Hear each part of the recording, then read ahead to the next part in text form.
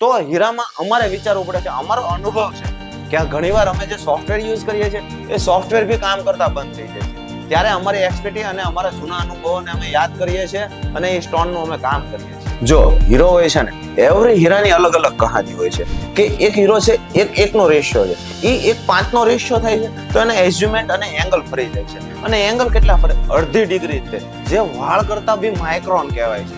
તો એ ડિગ્રી ફેરવવાથી ઘણો બધો હીરાના લાઇટ લસ્ટરમાં ફેર પડી જાય છે. એ ચાલુમાં ડિસિઝન લેવું પડતું હોય છે કે એવું નથી કે જે આપણે રાઉન્ડનો હીરો બને છે તો એને 41 ડિગ્રીનું તળિયું રાખવાનું છે તો એ જ રાખવાનું હોય છે. એવું અમારા હીરામાં આવતું નથી ક્યારે. જે હીરાની હાઈટ છે, રેશિયો છે, જે કન્ડિશન છે એ પ્રમાણે બધાની કહાની અલગ હોય છે. અને એટલા માટે લોકોને ગ્રીન, પિંક, બ્લુ આવા જે એક્સપેન્સિવ સ્ટોન હોય ને એમાં કામ કરવું હોય ને તો અમારે જેવા સ્પેશિયાલિસ્ટનો કોન્ટેક્ટ કરવો જ પડે છે.